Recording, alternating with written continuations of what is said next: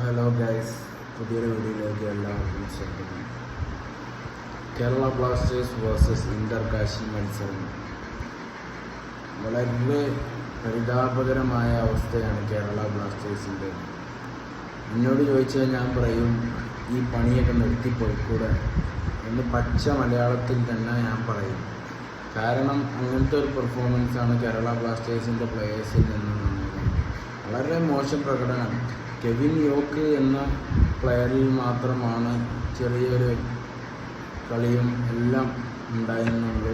മറ്റുള്ള പ്ലെയേഴ്സ് എല്ലാം സംഭവം ശരിയാണ്. ഒരു ഗോള് വിക്ടർ ബർത്തോമിയിലൂടെ കേരള ബ്ലാസ്റ്റേഴ്സ് അടിച്ചെങ്കിലും വളരെ മോശം പ്രകടനം. ഫസ്റ്റ് ഹാഫ് മുതൽ വളരെ മോശം പ്രകടനമായിരുന്നു.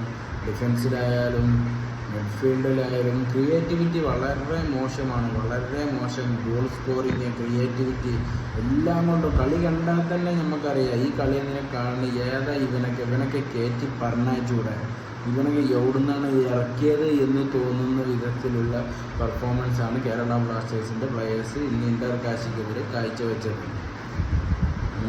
അടുത്ത മാച്ച് ചെന്നൈ എഫ്.സിക്കെതിരെ മാർച്ച് 7-ാം തീയതിയാണ്.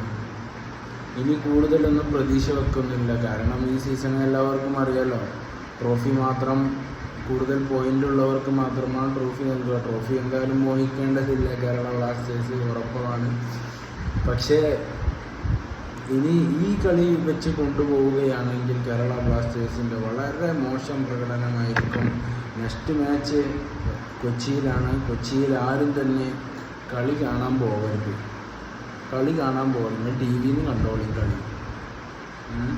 അമ്മട്ട അപ്പോഴെങ്കിലും അവർക്കൊന്ന് മനസ്സിലായിക്കോട്ടെ, കേരള ബ്ലാസ്റ്റേഴ്സ് ഫാൻസ് ഒന്നും ഇല്ലാന്നുള്ളത് അവർക്കൊന്ന് മനസ്സിലായിക്കോട്ടെ.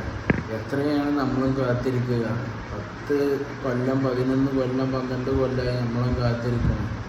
കപ്പില്ലെങ്കിലും നല്ല ടീം, നല്ലൊരു കളി പെർഫോമൻസ്, ആൾക്കാർക്ക് കളി ഒന്ന് ആസ്വദിക്കലും ചെയ്യാം. നല്ലൊരു കളി വെച്ചാൽ കളി ഒന്ന് ആസ്വദിക്കലും ചെയ്യും. നല്ല കളിച്ചു എന്നെങ്കിലും പറയാം. ഇന്നൊക്കെ കാണിച്ചത് എന്ത് കളിയാണ്, ഇതൊക്കെ കളിയാണ്. എന്താ ചെന്നൈ പറയാം. അപ്പോൾ നിങ്ങളുടെ അഭിപ്രായങ്ങളും എല്ലാം കമൻറ്റ് ബോക്സിൽ രേഖപ്പെടുത്തും. ഈ കളിനെ കുറിച്ച് നിങ്ങളുടെ അഭിപ്രായങ്ങളും ഒക്കെ നിങ്ങൾ കമൻറ്റ് ബോക്സിൽ രേഖപ്പെടുത്തും. ഓക്കെ.